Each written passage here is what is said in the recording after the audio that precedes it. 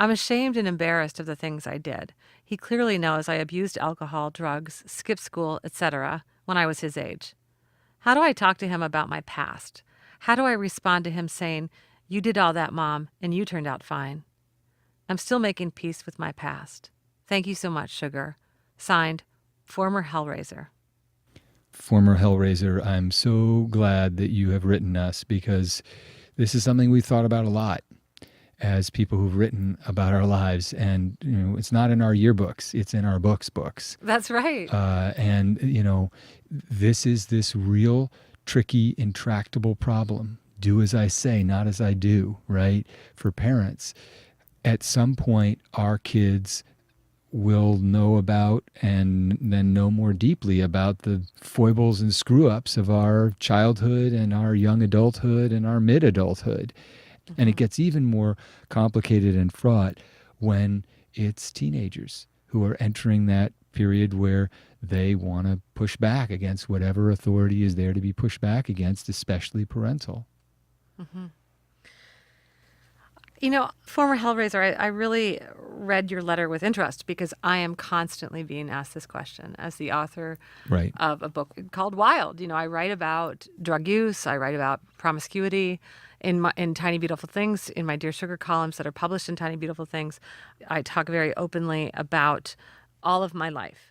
And some of that is, complicated stuff that I certainly don't talk to my kids about right now. My kids are 9 and 10, so it's a little early to talk to them about some of that stuff. But really, I feel very differently about this than I sense you do in your letter. I don't think that it's destructive for our kids to know us. And by know us, I mean to know who we really are, what our lives contained, what are some of the things we did. I think that question that your son asked you when he said, "You did all of that, Mom, and you turned out fine," I think that's a great opening to a powerful Absolutely. and important conversation Yep. that the two of you can have. Because the fact of the matter is, you did do all that stuff. And you learned from those things, and some of those things you probably wish you didn't do, but they were great lessons for you. Some of those things, perhaps because of your experience, you can really openly help your children navigate some of those questions. I mean, why did you use drugs and alcohol, and what was the outcome? Right. What did you learn from those experiences? I think sometimes we forget, especially when our kids are teenagers and they're really, their attitude is one of rejection. I think sometimes that we think they're not listening to us, but they are. They're I think always that listening. statement, you did all that and you turned out fine. I really think that what your child is asking you to tell him is how, why, who are you, what did you learn, what did you know? Right. Even if he can't make eye contact while you're telling him those stories, he's listening. When I was about 14 or 15, really coming into my own sexuality, I remember distinctly saying to my mom, "When did you lose your virginity? How old were you?" And she hesitated and blushed and stammered, and I could tell she wasn't sure if she should tell me the truth. And then she decided to. And she told me the story. She told me why she became sexually active when she did. She was 17. She was in high school. It was her first love. She told me what she made of that relationship now. She reflected upon whether that was a good idea or not to have sex at that age with that man, with that young boy. And I never forgot it. It informed me. It helped me. I didn't make necessarily the very best decisions about myself sexually as a teenager, but I will say my mother's story was a guiding light to me.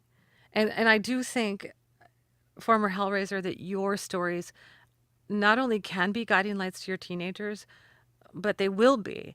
And I think that the best way for them to be is to not have them be secrets that you've buried in your life. Right. But rather have them be things that you say, here's what a whole person looks like. I mean, isn't that the best thing we can give our children? To show them all of our complexity, all of our humanity. They already know it anyway. They Yeah, know. right. Like our kids know, they know us at our best and they know us at our worst.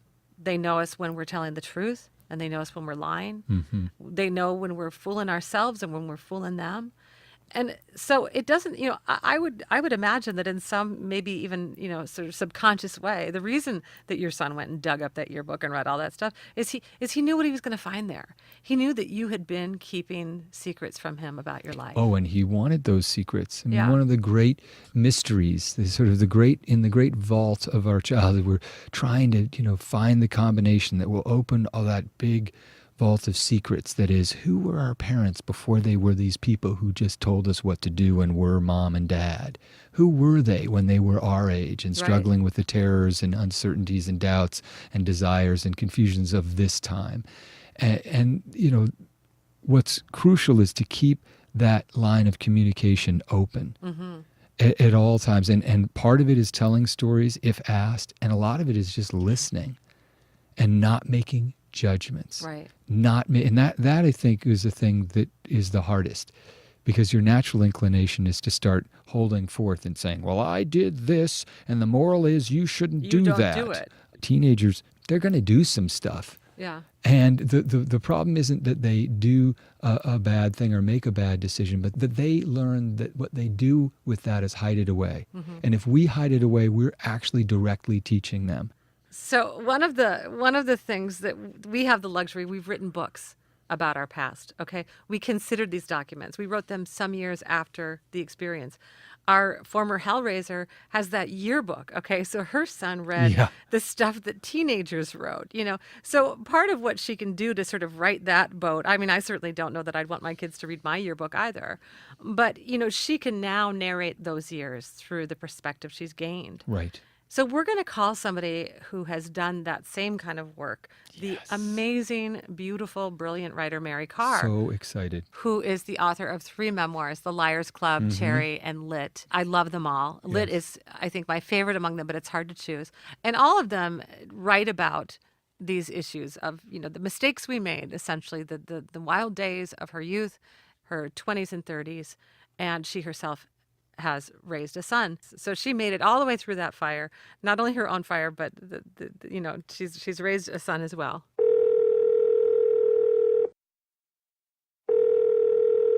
Hey, Mary, how are you? Hello, gorgeous. This is a warm up for our talk show, which is going to be called Girls Gone Mild. You're going to be our sex and drugs and rock and roll correspondent. Oh, I can't wait. Since I've been sober 25 years out, I mean, I got sober before like crack cocaine and wine coolers. I mean, it's amazing what I missed. Well, what's so funny about that? And let's talk about that for a second, because here you and I are like this sort of poster kids for like slutty, druggy, drinky. Right, exactly. And I'm like, Yeah. but actually, we're like the bad moms through the after-school special. exactly. Yeah. And yet, meanwhile, we've been actually these incredibly hardworking, upright, fine young citizens. Humble. And humble too. Right. Yeah, right. Don't Plus leave that. adorable. Right. Plus adorable. But do you know what I'm saying? It does become this funny thing where you write a book about your wilder days, and you've written more than one. I do. See, everybody assumes that I'm still a slutty drug user. I know. I mean, no, I think they look at you and they know that you're now Reese Witherspoon. But they look at me and they think I'm still just a derelict slattern. What about slattern? I love it. I love that you use the word slattern. She's It's a not- poet. it's not used enough. She's not like a lowly prose writer. She's a poet. She knows how to use a word. But She wouldn't poets have say to take the subway. That's right. So began my life as a slut. She would say, so began my life as a slattern. That's right. Right, exactly. Let's back up here. So, as you know, we have this letter from this former Hellraiser who's mortified that her teenage son has, learned about her past that involves sex and drugs and skipping school and so forth. And before we called you, Steve and I discussed this a bit. We both also have, like most people, have done things in our youth that we don't want our kids necessarily to do. Right. But we called you because you're very famously having written about your kind of wilder young days and the struggles you went through, even as a young mother. Didn't become sober until your son was how old? Three and a half. Three and a half. So we would love to hear your story and to get some of your thoughts on how your past has come to bear on your life as a mother and and how you parented your son through those years when he was asking some of those I questions. I put a stake in the yard and a damned ankle bracelet on him and a tracking device, and The he Texas way. circled that pole until he got to college. That's right. Well, you were raised in Texas. That's how they do it down there, right? That's what I wish I could have done, right? So, Correct. Mary, tell us about a little bit about the concise story of your past and your trajectory as a mother. Oh my goodness. Well, I discovered the wonderful world of drugs and alcohol when I was about 15, and I was like a relief-seeking missile. I wanted relief, and well, I mean, when I was 17, I left home and I lived in a car in Laguna Beach, California, and then moved into a house with a bunch of drug dealers. So that's what my life was like. And Deb knows Uncle Dooney, who used to sell drugs, and so And Dev is your son. that young Deb is my son. Yes, now he's 28. Wow. So yeah, him's all grown up. So I mean, long before he was a teenager, I took him to the graveyard. I said, remember Gary? I talked about my peers where Gary's buried, and Dooney and I walked around the graveyard and talked about all the people we drank and did drugs with. Really? Were you doing that to protect him from, I guess, educate him on the risks of such behavior, or what were your intentions? Well, I mean, I wasn't going to lie to him Right. about what I had done. And in my family, my father drank himself off a bar stool and was bedridden for 5 years with a stroke, and my mother almost died, and I almost died. And I checked into a mental institution when he was, I guess, 3.5 years old, when I was newly sober. And I suffered a very serious depression, and I was suicidal. And so I guess I was scared. I was scared for him. And he has alcoholism on both sides of his family. So, Mhm. How do you think that influenced him as a teenager during those years when he was testing all the limits we do? Do you think that he was aware of the life you'd had? Do you think that made him wilder and more of a Hellraiser, or do you think that it helped temper some of that urge within himself? I think it helped temper it. It's funny, Corin Zalkus, who wrote that memoir Smash, was a student of mine, right? Mm-hmm. Oh yeah, uh-huh. She babysat Dev, and she tells a story about picking him up from school after lacrosse practice or something when he was maybe 14. And one of her friends looked at him, and he was 6 feet tall and looked like a J. Crew model, and said, "Do you party?" One of her little drunk sorority friends said, "Do you party to death?" What did he say? And he said, well, actually, we have a lot of depression in my family, and alcohol is a depressant drug, so I don't party. Right. It's interesting. Before we started talking to you, Steve and I talked about this letter from former Hellraiser, and we were saying, look, our approach is to tell our kids about our lives, that we actually think it serves them to know that their parents are complex and we've made mistakes and we've come through it. In some ways, it's those lessons that, we're all going to face that urge to take risks and to do things that aren't the wisest things to do.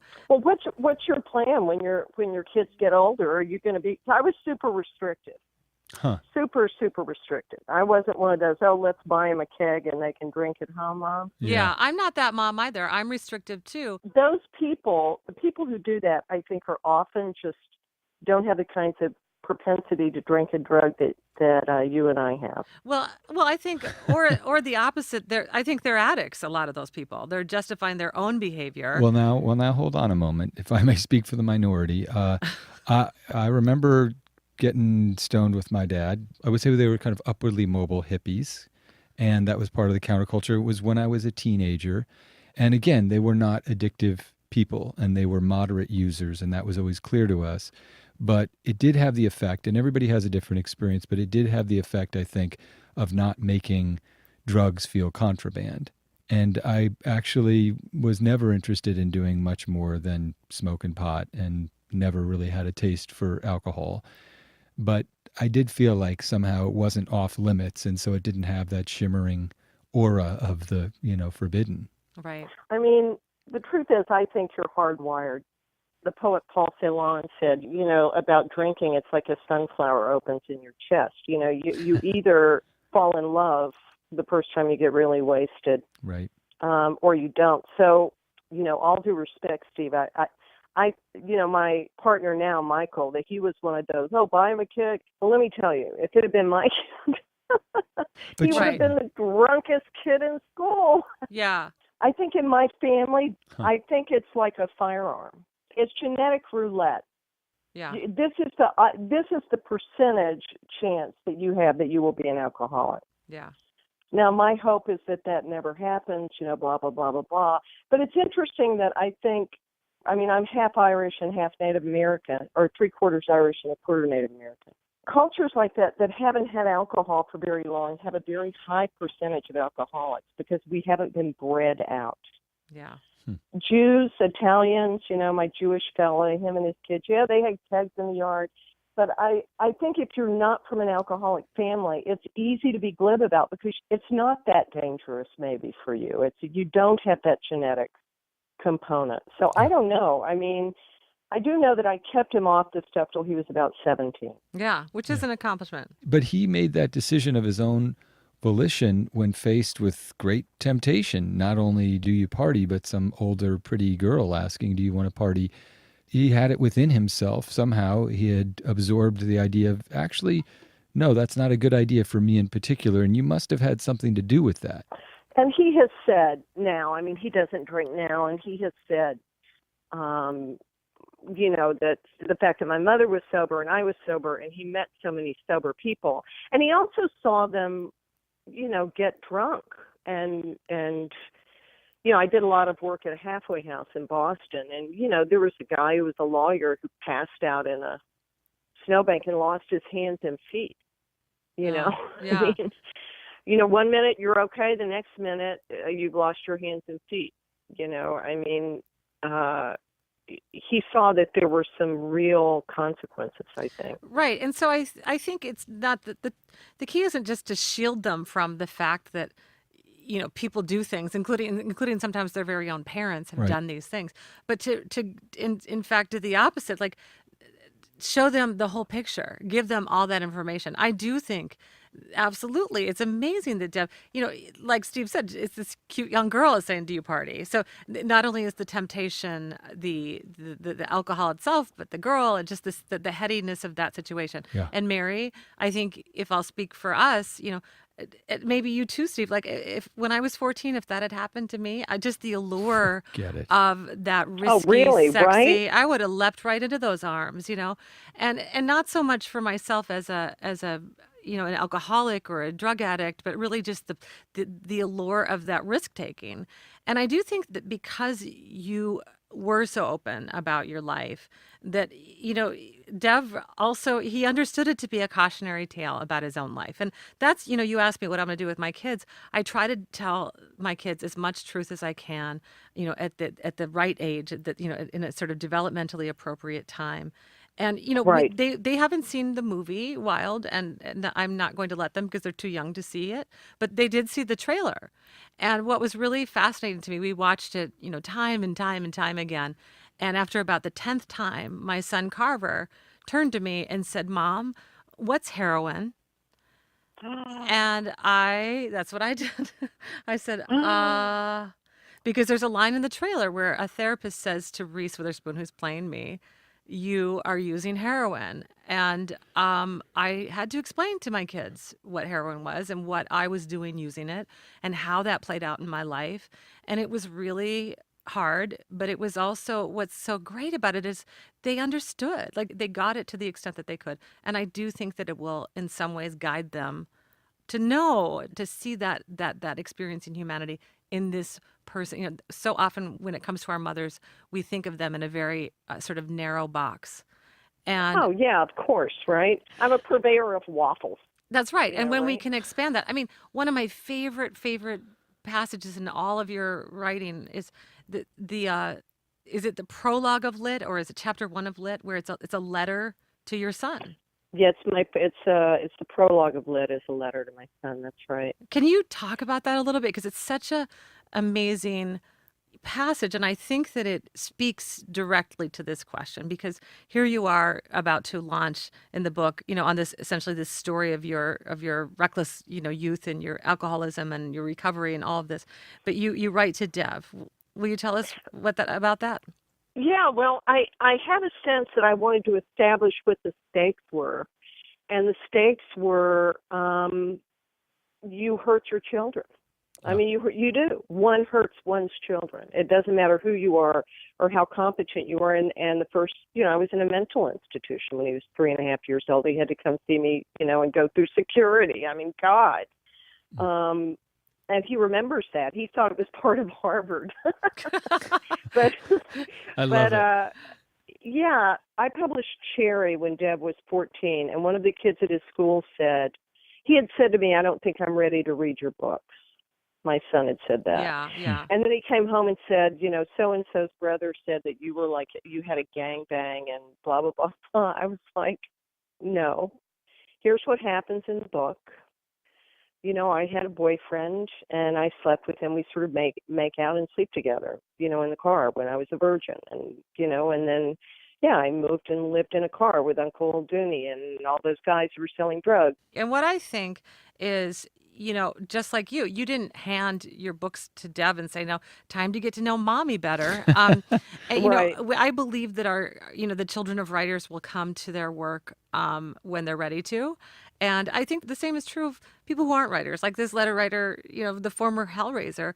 Her teenage sons might not in this moment fully understand why their mother did the things she did when she was a teenager. But as they grow and as they evolve and as they come into their own sense of self as they grow up, they're going, I think that we really respect that kind of the humanity in our parents when we know them Right. for who they are. And so I love that my kids will someday get to read about who I was before they came along. Well, I think it's also interesting what she says.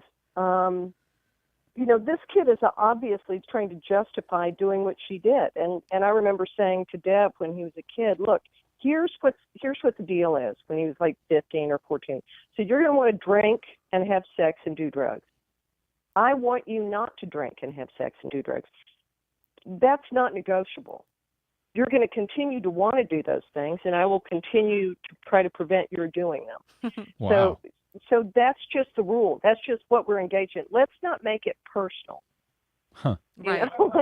Let's not make it like that I'm a bad person or you're a bad person. Let's just make it that this is what I'm doing and this is what you're doing. But did he come over the top and say, but Mom, you did those things and you turned out fine? Because that's what former Hellraisers... No, actually what he said was, you don't understand, you're crazy. You think because you had a problem that I'm going to have a problem like you, and you think everybody's an alcoholic. He said all this stuff she said. It doesn't matter. I busted you with beer with your friends, ergo, you no longer have a car. Mm-hmm. It's just the rule. Like, I'm not, I think for me it was not getting angry about it, but just having a line. Right. Mm-hmm. Mm-hmm. Do you know what I mean? It was like, I'm not mad about this. It's nothing personal. I think that's a really great great advice and a really clear way to think about it. Because the other thing is, this letter writer, she's like, it's as if she's back a teenager again. And, you as the mother, you were saying, I am your mother right now. And yes, I did all these things back in the day. And this is why I know you're going to want to do these things too. And my job is to support you in making better choices, and I think to be very clear about, your role in somebody else's life in that regard. Yeah, I did that stuff because nobody really gave a rat's ass what I was doing. That's right. Right? Yeah. Right? They weren't watching. No one was paying attention. Yep. It was a lack of care. Uh-huh. Yeah. So I think that's, wow. Can you be, I'm sort of short a mom. Can you be my mom, Mary Carr? I want to be your mom, Cheryl. If I could only be like as blonde as you and have those boobs. Wow. If I could have bequeathed that hair and those boobs to you, it would be so nice. I know. I'm your mom. Just have the kids call me grandma. Yeah. and we'll just start right now. You're not Actually, old yeah, enough. this works perfectly because you and I are kind of softies, and we want to like talk with our kids. And That's Mary right. would just be like, "It's nothing personal, Carver, Bobby. These are the rules. That's right. I'll stick a stake in the front yard. I'll put an ankle chain on you, and that's just the rules. It's how we do Right. it. It's just Well, business." the other thing I did was nobody talks about the emotional torment of having sex when you're young, Oh, Right. yes. right? Yeah, Nobody no. talks about the concept. Like when Dad broke up with his first girlfriend when he was in the 9th grade, I said, now think about it. What if you had slept with her and she went and talked to all her girlfriends at school about what you look like naked? Yeah. How Right. would you feel? I still feel terrible about that. No, I was actually trying to figure out. So, are you saying that before you have sex, you're supposed to get naked? That strikes me as completely I'm just trying out to of help control. you out. All I'm right. trying to help you broaden. Maybe I I'm need here some to help you parenting I'll too. be your Wow. mommy too. I'll Yeah. help you broaden your horizon. Thank you for letting us talk to you and call you. Yes, It means well, so much to us. We'll do this again. We'll do soon, it I again. hope. Clearly, you have a lot of what I love about anyone with a life who's also written memoir Yes. is that they're totally like we can ask them anything and they won't flip out. So we're going to be calling you again, Mary Carr. Okay, I'm ready. Talk to y'all soon. All right, bye, hon. Take care.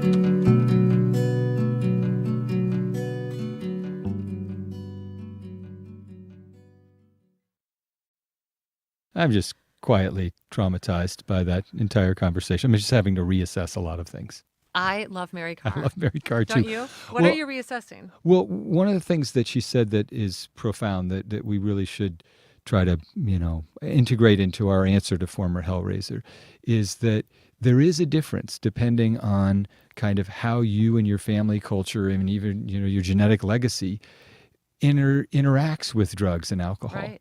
And for her, it was a very different matter. She laid down a real Old Testament line. But I think the thing that comes through is she was paying attention to her son, and her son was acutely aware of that. And even when they go into their exile and adolescence, I think kids are acutely aware of whether somebody is really paying attention.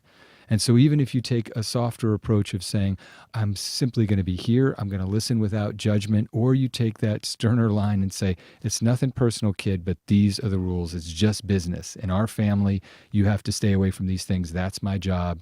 And there are going to be clear limits about that. In both cases, the message that's clearly coming across that former Hellraiser you need to hear is, you need to be paying attention to your son. Whatever answer you come up with, and hopefully it's one that's as honest and unembarrassed as you can make it, but also accurate. Yes, I did these things and they caused me a great deal of pain and harm. And so naturally, I don't want you to feel that pain and harm.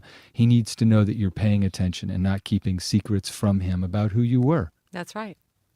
Well said. I loved Mary's clarity. I think that clarity was born of so many complex things that she had to confront in herself, in her family. Mm-hmm. And I think that she brought all of that into her mothering with a clarity of purpose that her son wouldn't follow in their footsteps, that she Right. would do everything she could to prevent that from happening. And I hope, former Hellraiser, you can take a bit of that wisdom with you on your parenting journey. We've come to the end of another Dear Sugar podcast. I have important things that I need to tell you. Dear Sugar is produced by WBUR in Boston. Our producer, our editor is the wonderful Lisa Tobin, and thanks to Jim Brunberg, our engineer. We would love to hear from any or all of you who are brave enough to write. It's dearsugarradio@gmail.com. Thanks. My